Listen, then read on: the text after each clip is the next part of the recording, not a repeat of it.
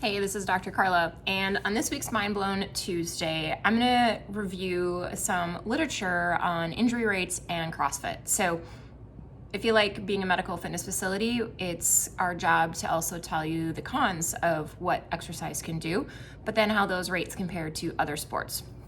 So, in the blog post, not on the Facebook post, I will put links to these studies, so if you want to check them out, you can read them for yourselves.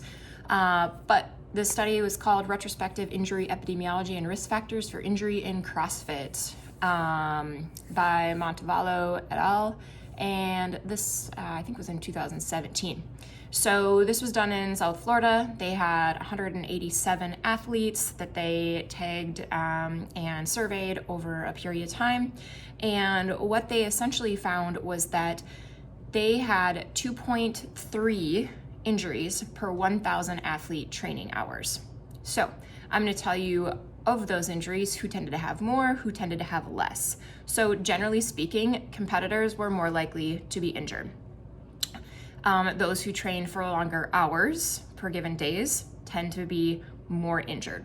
So competitors during that year would likely be injured. 40% would likely have an injury, and 19% of the non-athletes would have an injury.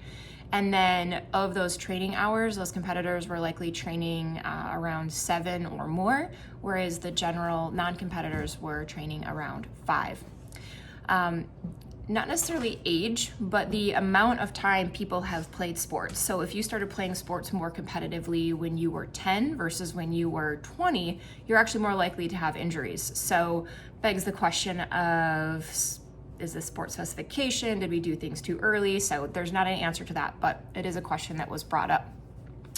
The areas that do seem to be the most injured would be the shoulder, the back, and the knee. And this is very similar to other studies that have been published about injury rates in the CrossFit space. So what's super interesting about this, and you might be like, oh my gosh, that's a lot of injuries. Well, let's check out some other sports and injury rates. So of injury rates, CrossFit tends to be very similar to similar sports, meaning Olympic lifting, power lifting, not regular gymnastics, but rhythmic gymnastics. Regular gymnastics is higher. So let's talk about other injury rates per 1,000 hours training. So probably not a surprise to most of you, but football. Football is 9.6 per 1,000 hours. So that is the most dangerous sport per injury. And in the CrossFit study, this injury was considered something that took you out of a week of training, or you modified for greater than 2 weeks, or you saw a physician for that injury. So that was what was considered as an injury. These weren't necessarily like catastrophic things. This could have been like, I tweaked my shoulder doing this and I modified things for 2 weeks and then I got back into it type of thing. All right. Another one is basketball, 9.1. Then we go down to soccer at 7.8. Then we go to tennis, which is 4.7. Triathlon is 4.6. Running is 3.6. Gymnastics, again, around that 3.1. Regular gym training is 3.1. Elite weightlifting, there's a couple studies anywhere from 0.42 all the way up to 3.6, so there's a variety of data from that.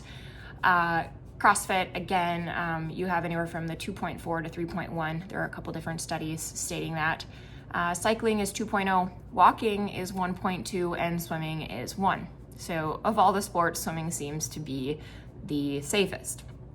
So taking that into consideration, if you take the amount of hours that you train per week and you figure out how many hours you train per year, you could figure about how many injuries you would have. Now, some people, this might seem like a very scary number. However, let's consider the alternative. If you're not exercising, you're not keeping muscle mass on, you're not keeping your cardiovascular health up, we have to weigh what could be the other effects of this. So we're thinking diabetes, cholesterol, blood pressure issues, chronic health concerns, overweight.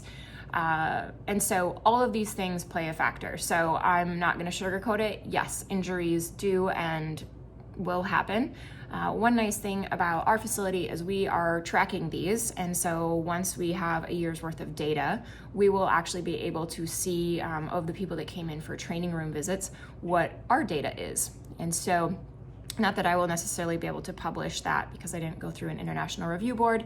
However, we can calculate data from our facility to make sure that we are doing a good job on your programming, your coaching, and your training. And so of the studies that were done as well, the coaching and the programming did play a part in this. So hope you geeked out a little bit, hope you learned a little bit, and hopefully I blew your mind on CrossFit is actually pretty safe in the grand scheme of all sports.